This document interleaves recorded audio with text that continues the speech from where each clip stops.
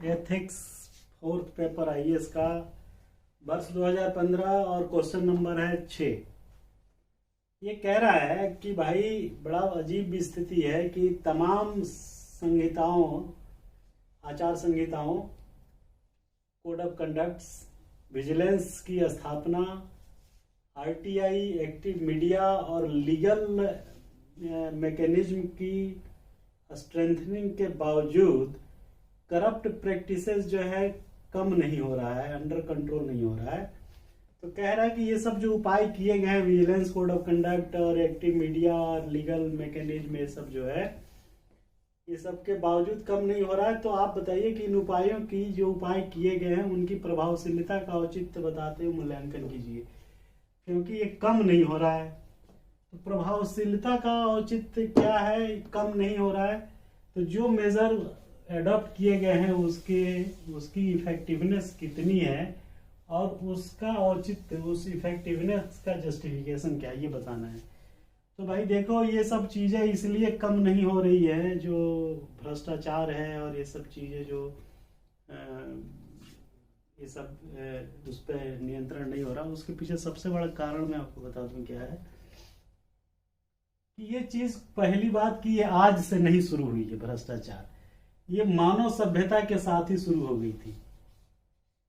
जैसे मानव सभ्यता का विकास हुआ, ये तब भी भ्रष्ट आचरण लोगों के पास था और आज से नहीं है, सदियों सदियों युगों से है। तो पहला तो ये रीजन ये है कि ये ग्रास रूट पे रूटेड है एकदम। कौटिल्य ने एक जगह बड़ा सही लिखा है कि पानी में रहने वाली मछली, ये पानी में रहने वाली मछली कितनी पानी पी जाती है, ये अंदाज लगाना बड़ा मुश्किल है। उसी प्रकार पावर में बैठा हुआ व्यक्ति, अधिकारी, कर्मचारी, वो कितना घपला कर जाता है, इसका आकलन करना बड़ा मुश्किल है, ये कौटिल्य ने कहा था। खैर वो तो ये सेंसर से अलग चीज है। तो प्रभावशीलता का औचित्य बताते मूल्यांकन कीजिए, तो उसमें लिखिए कि ये बड़ा ग्रास रूट पे है, बहुत पुराने जमाने से चली आ रही है, इसलिए इसको एकदम से इरिडिकेट नहीं किया जा सकता। ये भारत की नहीं, पूरी दुनिया की समस्या है। वह समस्या पूरी दुनिया की है, लेकिन उसकी क्वांटिटी, मात्रा कहीं कम है, कहीं ज्यादा, लेकिन है ये बहुत ग्रास रूट से और मानव ह्यूमन सिविलाइजेशन के साथ है। दूसरा कि ये, इसमें एक और रीजन है, ये संगठित अपराध है, ये बेसिकली ऑर्गेनाइज्ड क्राइम है ये भ्रष्टाचार।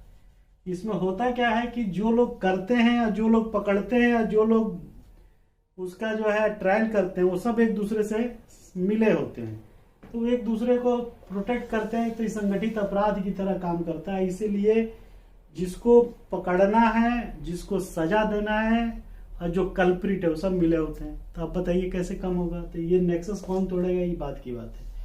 तो प्रभावशीलता की औचित्य ये है कि ये इफेक्टिवनेस इसलिए नहीं है क्योंकि संगठित अपराध की तरह ही काम करता है, मानव सभ्यता के साथ ये पैदा हुआ था।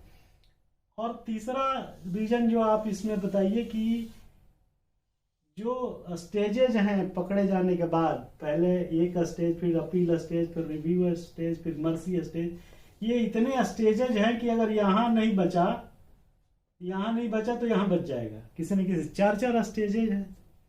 तो आप बताइए कि किसी न किसी स्टेज पे उसको मर्सी या किसी और ग्राउंड पे उसको लाभ मिल जाता है और वो बच जाता है। अगली बात है कि जो पनिशमेंट है वो बड़ा हार्ड नहीं है, इसीलिए प्रभावशीलता जो है इतनी इफेक्टिवनेस हो नहीं पा रही है। उसका औचित्य ये है क्योंकि ये इसमें जो प्रभावशीलता जो कम है इसमें करप्शन को रोकने में, क्योंकि दंड जो है बहुत ज्यादा सीरियस नेचर का नहीं है, कहीं प्राण हरण वाली बात नहीं है। 2, 4, 5 से 6 साल जेल है, लोग सोचते हैं कि चलो जेल काट लेंगे। इसके बाद जो है आदमी के अंदर एक साइकोलॉजिकल ग्रीड है, लालच है। वो लालच खत्म नहीं होता। कितना धन चाहिए भगवान जाने, भाई क्यों परेशान है।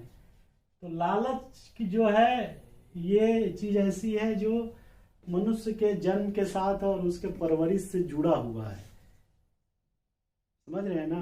तो उसमें लालच की जो फीलिंग है, साइकोलॉजी है, वो एक अलग जो है प्रॉब्लम क्रिएट किए हुए है। तो ये सब जो है प्रभावशीलता जो है प्रभावशीलता मजबूत नहीं है, क्योंकि ये सारी फैक्टर्स जो है काम करते हैं, इसीलिए प्रभाव इफेक्टिवनेस जो है कमजोर हो जाती है। अब कह रहा है कि इन खतरे का मुकाबला करने के लिए और प्रभावी रणनीति सुझाइए। मैंने इतना देश को आज़ाद हुए 60-70 साल हो गया, इतने साल में करप्शन फ्री नहीं हुआ। क्वांटिटी जरूर कम हुई होगी या हुई है, ये ऐसा मेरा मानना विश्वास है। तो कैसे कम होगा, इसके लिए कह रहा है कि जो है कुछ सुझाव दीजिए। अगर आपको मैं सही सुझाव दी तो आप इस सुझाव को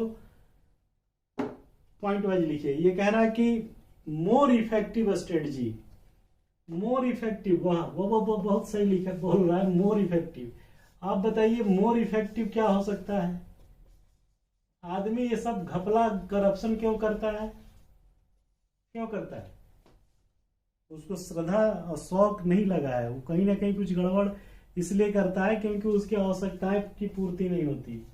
अब आप कहिएगा साहब दाल रोटी तो खा ही रहा है, अब कौन सी आवश्यकता चाहिए? सरकार घर दे ही रही है, तनख्वाह दे ही रही है, दाल रोटी चावल अपना भात खा रहा है, कपड़ा पहन रहा है, और क्या। तो आवश्यकताओं की पूर्ति नहीं होती, उसके लिए जो है सबसे पहली डिमांड ये है। अब आप सोचिएगा आवश्यकताओं की पूर्ति कैसे होगा।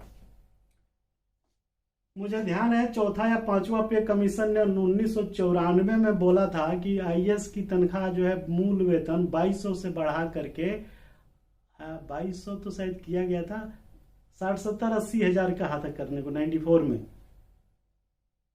अब आप सोचिए एक लड़का आईटी से निकलता है या इकोनॉमिक्स से निकलता है, उसकी तनख्वाह जो है 13 लाख 12 लाख 15 लाख रुपए सालाना है। एक आईएएस की तनख्वाह आप जानते हैं कितना है? स्टार्टिंग सैलरी 60,000 रुपया महीना। नौकरी के 10 साल बाद भी उसकी तनख्वाह कितनी जानते हैं आप? 10 वर्ष बाद उसकी तनख्वाह है 12 लाख रुपया साल का, महीने का नहीं, साल का। तो कहने का मतलब यह है कि अब यही सब चीजें हैं जो विवादित हैं। कोई कहता नहीं इतने पैसे क्या जरूरत है, तो भाई जरूरत नहीं है तो मुझे तो रणनीति बताना है कि आप वेतन बढ़ाइए, और वेतन जो है एट पार करिए किसके? कॉरपोरेट जगत में जो लोग जाते हैं उनके साथ। कम से कम उतना मत दीजिए तो उसके साथ इतना तो दीजिए कि उसकी जीवन यापन जो है ढंग से हो सके। तो वेतन वृद्धि करिए। अब कितना करिएगा भाई आप तय करिए। मैंने एक एग्जाम्पल बताया कि कभी चौथा पांचवा वेतन आयोग जो है 80,000 रुपये कहा था मूल वेतन। तो मेरा मानना है कि वेतन निर्धारण जो है ठीक से करिए, जो कम से कम सिविल सर्विसेज में आ रहे हैं उनका, चूंकि वो क्रीम होते हैं और बैकबोन होते हैं कंट्री के, पता नहीं क्या क्या होते हैं भगवान जाने। तो पहला तो वेतन बढ़ाइए, पॉइंट लिखते चले जाइए। फिर आइडियोलॉजिकल चेंजेस लाने का प्रयास करिए। आइडियोलॉजिकल चेंजेस जो है बहुत सालों से आ रहा है और आएगा, कब आएगा भगवान जाने। इसलिए जो है पहले हमने बोला कि इकोनॉमिक फील्ड में उसको स्ट्रॉन्ग करिए, उसका वेतन बढ़ाइए, उसकी सुविधाएं बढ़ाइए, और आइडियोलॉजिकल चेंज करिए। चेंज मैनेजमेंट स्पिरिचुअलिटी से करिए। वर्कशॉप करिए इरेडिकेटिंग ग्रीड जो है, जिनकी लालच जो है उनको लालच समाप्त करने के लिए कुछ सेमिनार करिए। पाप पुण्य का कंसेप्ट बताइए, ये सब चीजें करिए। 360 डिग्री इवेल्युएशन करने के बाद जो बहुत ही बेदाग लोग हैं उनको जो है इस टाइप की जांच एजेंसियों में पोस्टिंग करिए जिनकी छवि बहुत ही साफ सुथरी रही हो। और हाई इंटीग्रिटी वाले लोग जो हैं उनको सीबीआई सीबीसी इन सब जगहों पे पोस्टिंग करिए, विजिलेंस में करिए, ये सब जगहों पे करिए। फास्ट ट्रायल करिए, कोई पकड़ा जाता है तो उसका ट्रायल जो है फास्ट करिए, जिससे जो है दूसरे लोगों में संदेश जाए। नहीं तो लोग सोचते रहे 20 साल तक तो केस ही चलता रहता है, तब तक तो मर जाएंगे। तो फास्ट ट्रायल बहुत जरूरी है। एक्स कैडर पोस्टिंग करिए, रूल एस्टेब्लिश करिए बाई हुक एंड क्रूक, और केसेस को फास्ट ट्रायल के थ्रू वो एक्सपेडाइट करके डिस्पोज करिए। विसिल ब्लोअर को प्रमोट करिए सोसाइटी में, कीप वॉच करिए उसके ऊपर, जो है जो उसकी जो आवश्यकताओं के ऊपर जो खर्च कर रहा है उसकी लाइफ स्टाइल को वॉच करिए, उससे टेंटेड लोगों को पकड़ने में मदद मिलेगी। आरटीआई ऑडिट विजिलेंस स्क्रूटनी इन सब केसों के एग्जामिन करिए कि इसमें क्या एंगल रहा है। और एथिक्स, मोरल और एजुकेशन सिस्टम प्राइमरी स्कूल से पढ़ाइए और उसकी विचारों को और उसकी मानवता को और उसकी सोच समझ को बढ़ाइए। ऐसा करके आप समाज का भला करेंगे, देश का भला करेंगे। नमस्कार, सत श्री अकाल।